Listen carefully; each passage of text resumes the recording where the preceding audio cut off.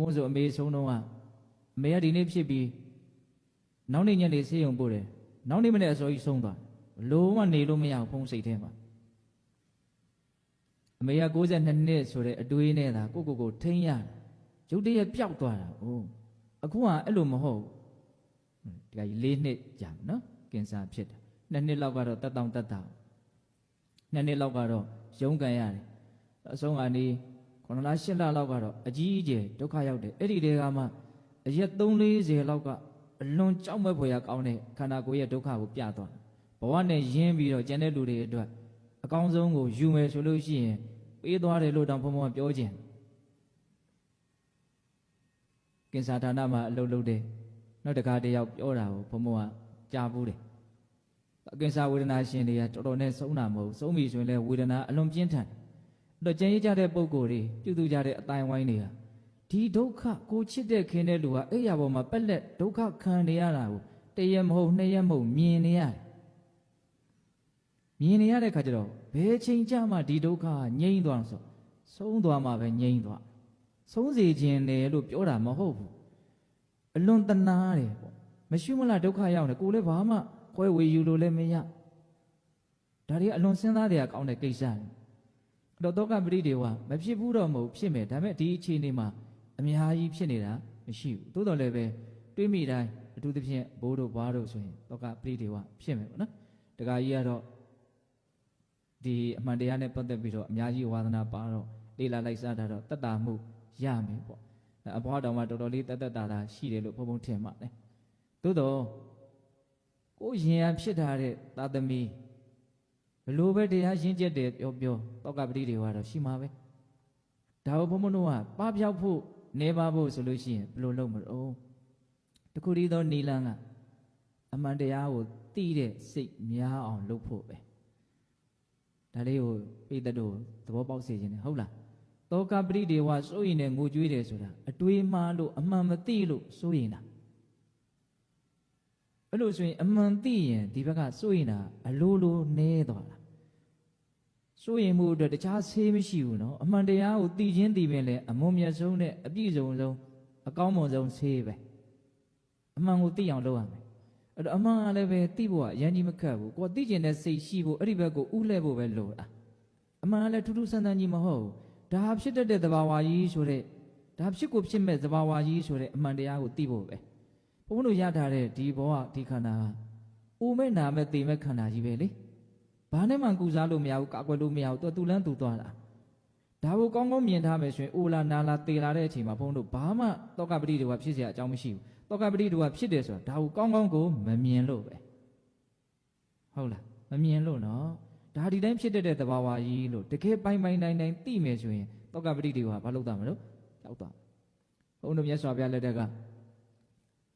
တူဒီသောသားလေးသုံးသွားလို့တခါကြီးကမိခင်ကြီးကဒီလောက်မဟုတ်ဘူးတခါကြီးကယူကျုံမရဖြစ်တယ်ရေရင်နဲ့မျက်ခွက်မပြတ်ဘူးအဲ့ဒါနဲ့နောက်ဆုံးဘလို့မှဖြေမရတဲ့ခါမှာမြတ်စွာဘုရားကြီးရောက်လာတော့မြတ်စွာဘုရားသူ့ကိုတရားဂါထာ14ပုဒ်ဟောတန်လတုတ်တန်းဆိုပြီးတော့ရှိတယ်အဲ့ဒီတည်းမှာသေခြင်းအကြောင်းတွေကိုမြတ်စွာဘုရားအများကြီးပြောတာသေခြင်းအကြောင်းဆိုတာခန္ဓာအကြောင်းပါပဲခန္ဓာအကြောင်းဆိုတာလည်းသေခြင်းရဲ့အကြောင်းပဲတူပဲဟုတ်လားအဲ့ဒီမှာသေခြင်းတရားရှင်သန်မှုဆိုတာဘယ်ချင်းပျက်စီးမယ်ဆိုတာသူမှသိနိုင်ဘူးနော်ပလာဏမိဝပက္ကနာပါတောပတ္တနာတောဘယံဧဝံဇာတာနာမေစ္ဆာနာနေဆံမရဏတောဘယံတိတိမဲ့တွေဟာနက်နက်ခင်းတိုင်းမှာကြွေကြခြင်းဆိုတဲ့ဘေးရှိတယ်နက်ခင်းအပင်ရောက်သွားကြည့်နေဘုန်းတော်ငယ်ကဇီးပင်လေးတွေဆိုဝင်းဝါကြွေးနေမနေ့မှပဲကြွေးတယ်လို့ထင်ရတယ်ဒါပေမဲ့တညာလုံးကြွေးထားတာမနေ့ကျမှစုမြင်ရတာဟုတ်နက်နက်ခင်းတိုင်းမှာတိတိမဲ့တွေအတွက်ကြွေကြခြင်းဆိုတဲ့ဘေးရှိတယ်အဲ့လိုပဲတတ္တဝါတိုင်းအတွက်သေခြင်းဆိုတဲ့ဘေးကတော့နေဆံမရဏတောဘယအမြဲရှိတယ်တိတိမဲ့တွေရဲ့ဘေးကမနေ့ခင်းမှာပဲရှိတယ်ကန့်တတ်ထားဘုန်းတို့ရဲ့သေဆုံးခြင်းဆိုတဲ့ဘေးကတော့ဘာလို့အချိန်တိုင်းရှိတယ်ဒီသဘောလေးတွေမြတ်စွာဘုရားပြောတယ်ယထာပိကုမကာရတကတမတ္ထိကဘာဇနာသဗ္ဗံဗေဒနာပရိယံတံဧဝံမေဇာနာဇီဝိတံနော်အိုထိန်တွေလှုပ်ထားတဲ့အိုးအစိမ့်အကျက်အကြီးအသေးအိုးအလှအိုးအမျိုးမျိုးရှိတယ်နော်အဲ့ဒီအိုးတွေဟာအလုံးစုံကွဲပြက်ခြင်းတန်နဲ့အဆုံးရှိတယ်တတ္တဝါတွေကဒီလိုပဲဖြစ်လာပြီဆိုရင်သိကြလိမ့်မယ်ကြီးကြီးငယ်ငယ်ပစ္စည်းရှိမရှိမရှိဟုတ်လား ဒါမြတ်စွာဘုရားပေးတဲ့ဥမာလေးနော်အဲ့ဒီမှာဥမာတစ်ခုဆိုရင်တော်တော်ထိတ်လန့်စရာကောင်းတယ်။ဘာပြောတာတော့ပိက္ခတံယေဝညာတိနပတ္တလာလပတံပုထုနော်ဧကမေကောဝမေဇန္တဂောဝေဇောဝိယနိယတိတဲ့ဘုရားအလွန်ကြိုက်တယ်ဒီကထာလေးပိက္ခတံယေဝညာတိနပတ္တလာလပတံပုထုဆွေတွေမျိုးတွေချစ်တဲ့ခင်တဲ့လူတွေကဒီတည်တော့မဲ့လူမမာကိုဘေးကနေဝိုင်းကြည့်စောင်းလျှောက်ကြတယ်နော်ဘိုင်းဝိုင်းကြည့်နေတချို့လည်းပဲမျက်ရည်မစင်တိုင်းလာတဲ့ဧည့်သည်တွေလူမလာမေးတဲ့လူတွေကိုပြောနေကြတယ်ပေါ့ဘလို့ဖြစ်တာဘယ်တော့မှဘလို့ဖြစ်တာနော်တချို့ဆိုရင်အဲ့ဒါကိုမပြောတော့မပြောနိုင်တော့ဘူးအော်ဟစ်ပြီးတော့ငိုကြတယ်လူမမာဆုံးတော့မယ်ဆိုကြပါစို့ပိက္ခတံယေဝညာတိနဲ့ပတ္တလာလပတံပုထုအမျိုးမျိုးပြောဆိုငိုကြွေးမြည်တမ်းပြီးတော့နေတုံးမှာပဲဧကမေကောဝမေဇန္တဂောဝေဇောဝိယနိယတိတယောက်ချင်းချင်းကိုသေမင်းဟာယူသွားတယ်တဲ့ဒါတင်စားပြောတာဘယ်ကသေမင်းမှလာယူတာမဟုတ်ဘူးသေတဲ့ခန္ဓာကိုယ်ကြီးကိုသေမင်းလို့ပြောတာသေတဲ့ခန္ဓာကိုယ်ရဲ့သူပြည့်ချိန်ကြအကြောင်းကုန်တော့ပြည့်သွားတာပဲဒါကိုမြတ်စွာဘုရားထင်ရှားအောင်ဧကမေကောဝမေဇန္တအဲ့လိုဆွေတွေမျိုးတွေဝိုင်းထားတဲ့ကြားတွေကပဲသေမင်းဟာတယောက်ချင်းကိုကောက်သွားတယ်အဲ့ဒါကိုဘလို့ဥမာပေးအောင်ဆိုဂောဝေဇောဝိယနိယတိနွားတွေကိုအသားစားဖို့မွေးရထားတဲ့လူတွေရှိတယ်ဝက်တွေမွေးထားတဲ့လူတွေရှိတယ်ကြက်တွေမွေးထားတဲ့လူတွေရှိတယ်ဟုတ်လားအဲ့လူတွေကဟာဒီနေ့ဘယ်ကောင်ကိုတတ်မယ်တကောင်ချင်းဆွဲသွားတယ်ဘယ်သူကစောတကတက်လို့ရလဲဒီတိုင်းပဲကြည်နေရတယ်နွားတွေမှာလည်းဆွေမျိုးတွေရှိမှာပဲလေသူတို့မွေးထားတဲ့မေတွေရှိမှာပဲညီကိုမောင်တော်ရှိမှာပဲအတူတူနေတော့သူတို့လည်းတန်ရောခြင်းရှိမှာပဲဒါပေမဲ့သူတို့ဘာတတ်နိုင်လို့ဧကမေကောဝမေဇာနံနော်ဆွေတွေမျိုးတွေရဲ့အလဲငိုကြွေးမြည်တမ်းကြည့်ရှုနေတုံးမှာပဲသေမင်းဟာတယောက်ချင်းကိုဆွဲခေါ်သွားတယ်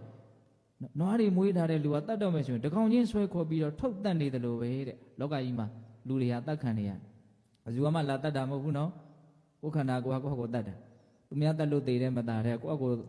တတ်လို့သေရတယ်မတာဘယ်ဟာများကိုယ့်ကိုယ်ပဲသေကြတာဟုတ်လားသဘောပေါက်ရလားကိုယ့်ကိုယ်သေကြတယ်မတာများနော်အတိုင်းစားမဲ့မနှိုင်းရှင်လောက်အောင်များတယ်မြတ်စွာဘုရားပေးတဲ့ဥပမာအဲ့လိုမြတ်စွာဘုရားသေခြင်းအကြောင်းဘဝရဲ့လောကရဲ့အကြောင်းတွေကိုပြောပြီးတော့ဘာပြောတော့ဆိုတော့ဧဝမဘဟာတောလောကောမိစုနာဆံစရာယဆံလောကကြီးမှာအလွန်ကြီးမားတဲ့ဘေးကြီးရှိတယ်တဲ့ဘေးလို့ပြောရင်လူတွေကရေကြီးတာအမိုးခေါင်းတာမီးလောင်တာဒီပြင်ဘေးတွေပဲမြင်ကြမှာမြတ်စွာဘုရားတို့ဘေးကြီးကိုဘယ်လိုပြောဆိုမိစုနာဆံစရာယဆံခန္ဓာကိုယ်ကြီးကတဖြည်းဖြည်းနဲ့ယုံရွဲပြီးတော့ပျက်စီးသွားအိုခြင်းဘေးနာခြင်းဘေးသေခြင်းဘေးကိုပြောတာဒီမှာတော့သူကနော်အိုခြင်းသေခြင်းလို့နာခြင်းကိုဖျောက်ပြီးတော့ထားတယ်နော်ဧဝမဘတောလောကောမိစုနာဆံစရာယဆံတတ္တမတိရာနာသောစန္တိဝိရိတဝါလောကပိယယလောကကြီးဟာဒီဘေးကြားထဲမှာပဲရှင်းသန်းနေရတာလို့ဉာဏ်ရှိတဲ့လူတွေကလောကရဲ့သဘောကိုသိတယ်တဲ့လောကဆိုတာကလူတွေကလောကလို့ပြောရင်နေရာကြီးကိုပဲမြင်တာအမှန်လောကဆိုတာနေရာကြီးကိုအဓိကပြောတာမဟုတ်ကိုယ်ခန္ဓာကိုယ်ကြီးကိုအဓိကပြောတာလောကဘယ်နှမျိုးရှိရလို့ကြားဖို့တော့၃မျိုးတတ္တလောကသင်္ခါရလောကဩကာသလောကဟုတ်လားတတ္တဝါတွေကိုတတ္တလောကလို့ပြောတာတကယ်တမ်းကတတ္တဝါဆိုတာရှိတာမဟုတ်ဘူးသင်္ခါရတရားပဲရှိတာရုပ်တည်နေတွေကိုသင်္ခါရတရားလို့ပြောတာတတ္တဝါတွေနေထိုင်ရဩကာသလောကလို့ပြောတယ်တကယ်တမ်းနေစရာဆိုတာရှိတာမဟုတ်ဘူးရုပ်တည်နေတွေပဲရှိတာဒါပေမဲ့နားလေအောင်တတ္တဝါတွေကိုတတ္တလောကတတ္တဝါတွေနေရဩကာသလောကလောကကြီးလို့ပြောရင်လူတွေကဩကာသလောကကြီးပဲမြင်နေတာကိုလောကလို့မသိဘူးလောကဆိုတာကိုယ်ဒီပင်လဲလောကပဲလောကတစ်ခုလောကဆိုတဲ့စကားလုံးလေးရဲ့အဓိပ္ပာယ်ကဘာလဲလုံစတိပလုံစတိတိလောကောဖယိုဖယပြိုကွဲပျက်စီးတတ်လို့လောကလို့ခေါ်တာ哦ပျက်စီးတာအထူးဆန်းမဟုတ်ဘူးပျက်စီးလို့ဝမ်းနေတယ်ဆိုရင်ပျက်စီးမှုကိုမသိလို့ပျက်စီးမှုကိုသိအောင်လုပ်မထားလို့မကျွမ်းကျင်လို့ဒါဝမ်းနေတာပဲဒါကြောင့်စိုးရိမ်မှုကိုပျောက်ခြင်းအကောင်းဆုံးနည်းကဘာလဲလို့မင်းပျက်စီးနေတဲ့ပျက်စီးတဲ့တဘာဝအမှန်ကိုဘုံဘုံတို့သိတဲ့သိအောင်လုပ်ဖို့ပဲအဲ့ဒါသိရင်စိုးရိမ်မှုဘာမှဘုံဘုံတို့ဖြစ်လာစရာအကြောင်းမရှိဘူးခုဒီမှာပညာရှိတဲ့လူတွေကလောကပိယယံ